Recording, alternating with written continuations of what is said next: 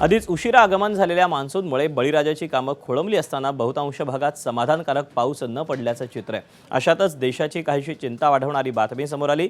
देशभरात पावसाची तूट आता 43%वर जाऊन पोहोचली। सरासरीच्या 43% पाऊस कमी झाल्याची आकडेवारी समोर आल्यानं चिंतेत अधिक भर पडली। पुढच्या महिन्यात पाऊस देशभर सक्रिय होण्याचा अंदाज देखील व्यक्त करण्यात आला। जून ते सप्टेंबर दरम्यान 60% पावसाची शक्यता वर्तवली जाते, तर यंदा सरासरीच्या 10% कमी पावसाचा अंदाज व्यक्त करण्यात आला। सरासरीच्या कमी पावसामुळे देशभर दुष्काळाचं सावट घुंगावत असून या दृष्टीने आता प्रशासनाकडून खबरदारी घेतली जाते।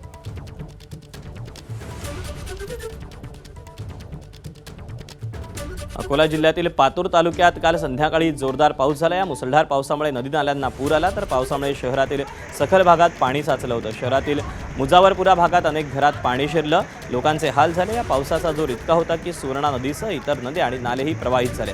दुसरीकडे देऊळगाव इथल्या इसवीश्वर नाल्याला अचानक पूर आला। पुराच्या पाण्यात कार वाहून गेली। मैताच्या घरी आलेल्या पाहुण्याची ही कार होती, जी काही क्षणात पुराच्या प्रवाहात वाहून गेली। सुदैवानं वाहनात कुणीही नसल्यानं मोठी जीवितहानी टळली। या घटनेचा व्हिडिओ सोशल मीडियावर व्हायरल होतो। दुसरीकडे पूर आलेले नाले, पुलावरून वाहत असलेलं पाणी, रस्ते ओलांडण्याचा प्रयत्न करू नका असं आवाहन जिल्हा प्रशासनानं केलं आहे।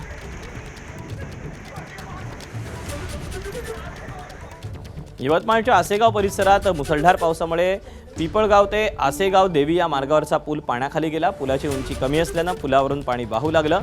याच पाण्याच्या प्रवाहातून नागरिकांना जीवघेणा प्रवास करावा लागला। दरम्यान नागरिकांनी या पुलावरून प्रवास करू नये असं आवाहन प्रशासनानं केलं।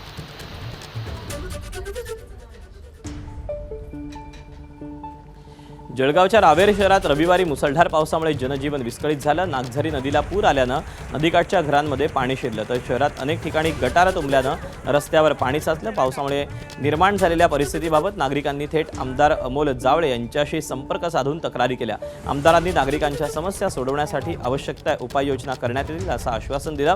यावेळी नगरसेवक पद्माकर महाजन आणि राजेश शिंदे यांनी घटनास्थळी भेट देऊन पाणी साचलेल्या भागाची पाहणी केली, नागरिकांशी संवाद साधला। दरम्यान रावेर तालुक्यातील गारबर्डी गाव परिसरात एका शेतकऱ्यावर वीज कोसळली, ज्यात त्याचा मृत्यू झाला।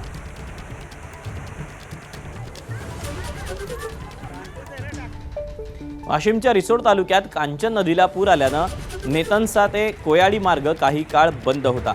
या भागातील शेतीलाही मोठा फटका बसला। विशेष म्हणजे या भागात पाऊस झालेला नसताना बुलढाण्यात झालेल्या पावसामुळे हा पूर आला।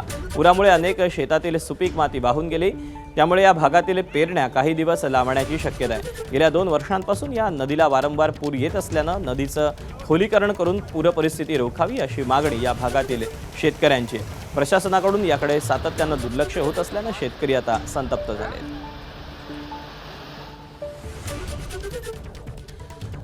आज दुपारनंतर चिपळूणमध्ये पडलेल्या मुसळधार पावसामुळे मुंबई गोवा महामार्गावरील परशुराम घाटात असलेला सवतसडा धबधबा हा प्रवाहित झाला। या महामार्गावरून जाणाऱ्या प्रवाशांची पावलं आपोआप धबधब्याकडे वळू लागली।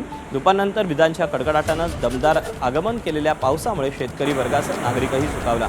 जून महिना जवळपास कोरडा गेल्यानं कोकणातील पर्यटन स्थळं देखील ओस पडली होती। मात्र काही तास पडलेल्या पावसानं निसर्गाचं रूप बदललं आणि हा निसर्ग पर्यटकांना खुणावू लागला।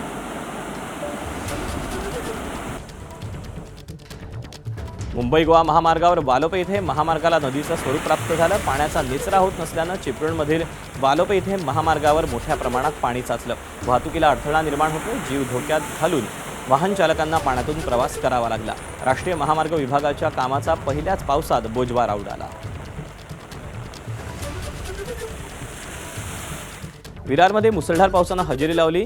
या पावसामुळे विरारच्या कुंभारपाड्यात मुख्य रस्त्यावर पाणी साचलं। या पाण्यातून वाट काढताना वाहनधारकांना कसरत करावी लागली। दिवसभर पावसानं विश्रांती घेतल्यानं दुपारनंतर पाऊस पुन्हा सक्रिय झालेला पाहायला मिळाला।